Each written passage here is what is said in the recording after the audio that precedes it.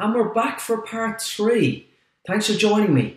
So, we left off in part 2 where we had just configured basically exercise 12, this BPDU guard. Let's jump now into exercise 13 and let's have a look at what it's asking us to do. So essentially what it's saying here is the bank have asked you to set the trunk ports on switch 2 and switch 5 to no negotiate by turning off dynamic trunking protocol frames. So what we're going to do, guys, is we're going to stop those DTP frames going across the wire to ensure that we just set this manually to trunk on both sides.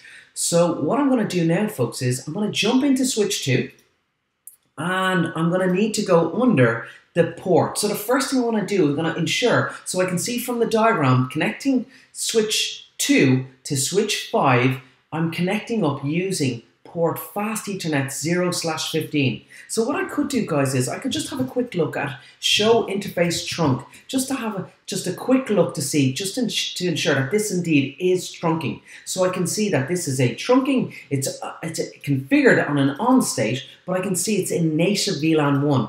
And this ties actually into the next part of this exercise. The IT manager has also asked you to change the native VLAN to VLAN 15 on both switches. And this will help to mitigate VLAN hopping attacks. So there is an attack out there, guys, called VLAN hopping attacks. Again, usually good practice to move the native VLAN off the default VLAN of VLAN 1. So what we might do together is, what we'll do is we'll ensure that we move this native VLAN off the default VLAN of VLAN 1. So let's give that a go on switch 2 first. So what I'm going to do now is I'm going to go interface, so conft interface fast Ethernet 0/15. That's underneath this trunk port. And now what I'm going to do is I'm going to say switch port no negotiate. So essentially this is going to say, hey, do not use these dynamic trunking protocol frames anymore. I want you to only configure a trunk between the other side of this link, which is going to be, in our case, switch 5, and we're going to set that to be on mode, and also say do not do this dynamic trunking protocol on that side. So I've done that, the no negotiate, but I also need to change the VLAN, the native VLAN on this side. So I'm going to need to do this on switch 2, and I'm also going to need to do this on switch number 5 in just a moment. So what I'm going to say next, guys, is I'm going to say switch port trunk, and I'm going to say native VLAN, and I'm going to say 15. So again, this could be any VLAN, guys. So again, this is usually a VLAN that's not being used on the network. So we're picking this VLAN to choose. Now, once I press enter on this, we're going to start to see error messages coming up on this. The reason why error messages or status messages are going to come across are, they're going to come across from switch 5 to say, hey, I thought the native VLAN was VLAN 1.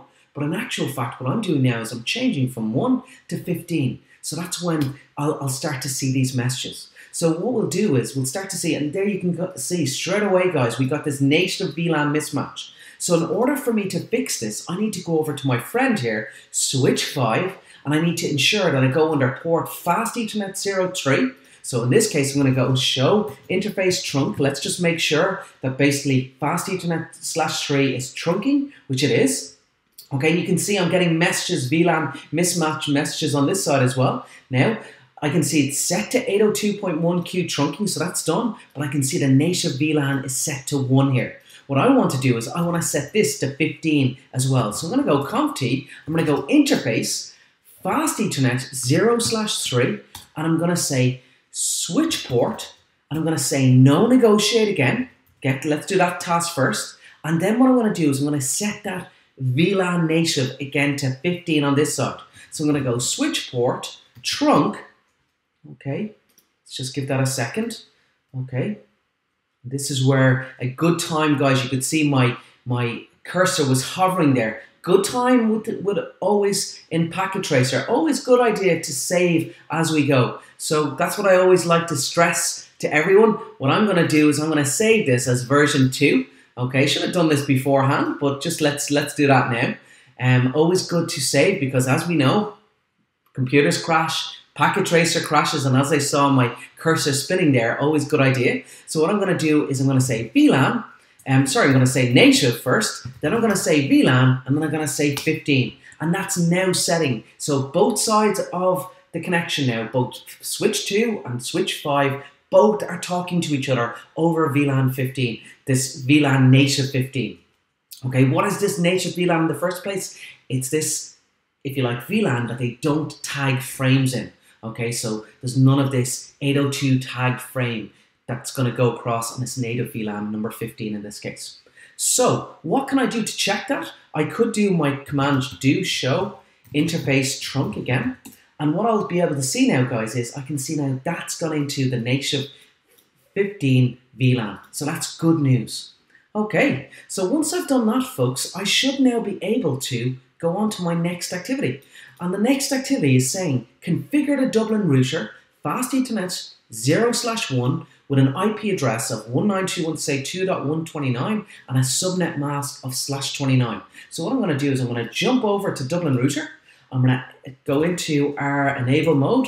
I remember my password from earlier on of Cisco. I'm going to go conft. It's asking me to put an IP address on, which I'm going to go into interface fast Ethernet 0/1. I'm going to go IP address. I'm going to say 192.168.2.129 and my subnet mask of /29. So what is that, guys? 255.255.255 dot.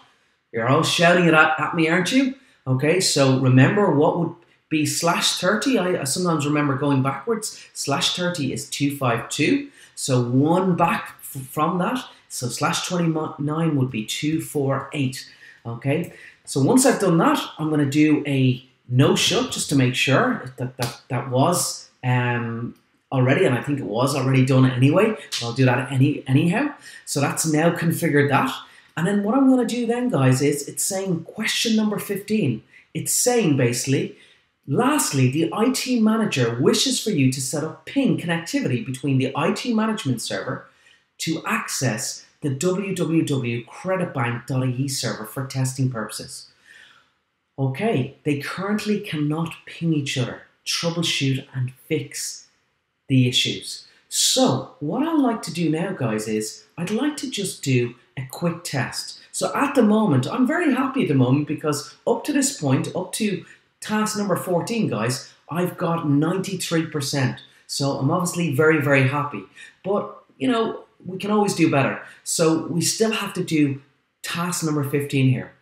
What I'm going to do is I'm going to park this 15 and I'm going to come back to this in our next video clip because I want to look at 15 and these further questions together, folks. So what we'll do is we'll do number 15 straight away and then we'll talk through some recommendations for this bank. Okay, guys, thanks for watching and see you soon.